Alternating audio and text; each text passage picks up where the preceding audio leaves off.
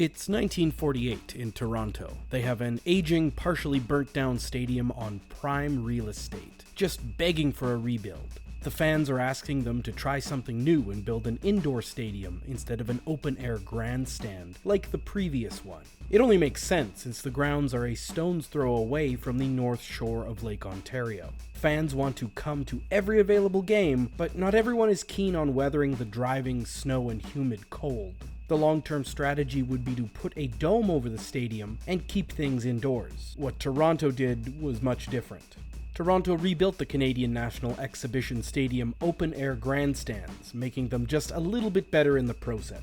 The stadium would go through many revisions in its lifetime, but never a revision that longtime fans were calling for: a roof. This would lead to periods of inclement weather messing things up, as is the case of the 1962 Grey Cup. The Grey Cup was scheduled for December 1st, 1962, at Toronto's aforementioned Exhibition Stadium. The champions of the West were the Winnipeg Blue Bombers, putting up an admirable 11 wins and 5 losses. They would take down the Calgary Stampeders in 3 games during the playoffs. The champions of the East were the Hamilton Tiger Cats, the Ticats for short. They finished up their season with a respectable 9 wins, 4 losses, and 1 draw. Before you comment down below that that's not the same amount of games, yeah, I know. The East Division only played 14 games a year due to their schedule, which was probably determined by having one less team. Regardless, the Ticats would go on to play the Montreal Alouettes, who themselves had a very close postseason win against the Ottawa Rough Riders. The Ticats would take the Alouettes in 2 games. The 2 very similar, very good teams would meet at what would eventually be known as the Mistake by the Lake, and the game didn't disappoint. Well, supposedly it didn't. There's no one in the stands that could actually see the game to know. Even before the game started, a thick, dense fog would roll over the stadium. It was initially shrugged off as a minor weather issue, but during the first quarter, the visibility started to drop fast. Incomplete pass after incomplete pass would eventually yield a touchdown by Garnie Henley of the Ticats, but they would miss the conversion. It looked like Hamilton would have another one in the bag as they pushed Winnipeg back to their end zone. Thankfully, they took 3 bad penalties for a total of 30 free yards for the Bombers. They fought back and would end the first quarter on Hamilton's 6-yard line. The first play of the second quarter saw Winnipeg's Leo Lewis evening out the scoring, and Winnipeg going 1-up with a successful conversion.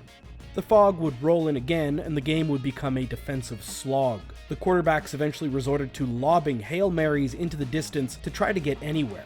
A 3rd touchdown, once again from Leo Lewis, and another convert would put Winnipeg to 14 points. A few minutes later, the fog is so thick the cameras in the grandstands can't see the field. Aerial views are abandoned altogether, and the football game is now being filmed at ground level. The referees can't see the scoreboard or the time, so they have to routinely confirm the remaining game time. 3 minutes until the half, and Bobby Kuntz would score Hamilton's 2nd touchdown, but the Ticats would fail to score the conversion. They would try again 2 minutes later when Ticat Garnie Henley would score his 2nd of the game. No one could see him run up the side of the field. He gets the ball and he disappears into the fog. Suddenly there's a touchdown. This time the kicker converted the point, making it 19 for Hamilton. Winnipeg would turn it around immediately and score not only a touchdown, but also the 1-point conversion, putting them 2-up on Hamilton. The halftime show would be cut down to 15 minutes, well, because no one could see it. At this point, there were rumblings that if the fog didn't lift, the game might have to be postponed or just put to an end. But it was so close, just 2 points. What an unsatisfying conclusion. Unfortunately, the CFL didn't have any rules stating what to do during inclement weather, despite the fact that something like this had happened before. 12 years earlier, in 1950, Winnipeg would meet up against the Toronto Argonauts at Varsity Stadium for the 38th Grey Cup. The Toronto Argonauts had home field advantage, but that isn't saying much. The field had been subject to heavy snowfall the day of the championship game, and when trying to clear it, the groundskeeper tore up the turf, turning the field into a pile of mud. A warm weather front turned the snow into rain, and the field, now soaked and saturated, was miraculously accepted by CFL upper management, despite offers from other CFL teams and stadium owners to use their venues. The game would end up looking like the football equivalent of World War I. No one could tell who was who since everyone was covered in mud. Toronto would go on to blank the Bombers in the very last Grey Cup to have a shutout to date. Now, after hearing that, you'd think they'd have a contingency plan in place for the fog. The CFL did explore venue sharing, a practice that happens to this day. The venue for the Grey Cup is now chosen by the CFL Board of Governors well in advance of the game. However, there was still no rule on what to do if weather made the game impossible to play, so they would soldier on at the 50th Grey Cup, despite the fact that everyone was effectively blind. The third quarter would start with a defensive stalemate. With 8 minutes remaining, Hamilton's Dave Vitti catches a pass that leads to a touchdown that isn't immediately called by the refs or the announcers, as the fog has dropped to ground level. Another successful conversion would make it 26 for the Ticats. 3 minutes later, the Bombers would edge the scoring in their favor when Charlie Shepard scored a touchdown and they kicked a successful conversion. The fog now encompassed the entire stadium and most of Toronto. It didn't matter where you were, you couldn't see more than 20 steps in front of you.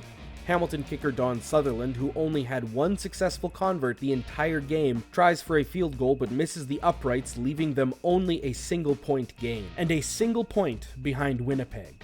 This might be confusing to American fans, but in the CFL, if you elect to do a 30-yard line field goal on your last down and the ball misses but lands outside the back of the end zone and doesn't get thrown back to you, the kicking team scores 1 point. Back to the game. The referees are so blind they have to call the linesman to mark out the first down, but the linesman can't see where the ball landed. The crowd begins to turn. A sustained boo can be heard throughout the stadium. Paul Dojak, a ref for the CFL, can be seen talking to the commissioner Sid Halter, pleading with him to do something. Finally, under pressure from the public and the officials, he calls off the game with 9 minutes and 29 seconds left in the fourth quarter. The CBC reporters have no idea what to do and scramble to interview anyone on the field to fill time, including a bewildered commissioner and each other. The game will resume tomorrow, and ticket holders are told to keep their stubs to get in, leaving fans scrambling to find any discarded stub left in the trash or on the ground. In a bizarre twist, both Hamilton and Winnipeg's club's higher-ups hate this decision. They want to finish the game regardless of the fog. Jake Gowder, the president of the Ticats and the entire CFL, said this was the craziest thing he's ever heard of and strongly objected to Commissioner G. Sidney Halter's plan of delaying the game. Bud Grant, coach for the Blue Bombers, said the delay was ridiculous as both sides were playing excellent football. December 2nd, 1962. Both teams are back, and after a short opening ceremony, the game resumes to a fogless day. In a weird twist, neither could score a point once they could actually see each other. Hamilton pushed to Winnipeg's 3-yard line with only a few seconds on the clock. Despite their tenacity, the Blue Bombers would shut down their offense and go on to win the cup. CFL officials would adopt Sid Halter's decision and codify it into the rulebook. The only change was that if the commissioner thought one team was winning by too many points, he could call it a win. If he didn't want to call it, 2 10-minute halves would be played the next day. The city of Toronto supposedly had fared about as well as the football players. The papers lit up with rumors that fog had caused hundreds of traffic accidents, close to 100 B&Es and auto thefts, shutdown of the Welland Canal, grounding a bunch of planes, and possibly causing some fatalities. An article 3 days later walks back a few of these claims, reporting no increase in hospital visits or B&Es. In 2019, the CFL would adopt more robust weather rules. That same year in August, the Saskatchewan Roughriders and Montreal Alouettes game would be called in favor of the Riders when, during the latter half of the third quarter, lightning struck within 10 kilometers of the field. The fans were absolutely furious. And to this day, the CFL has an answer section on their weather protocol that answers questions from angry Alouettes fans. That's the CFL for you. Thanks for watching.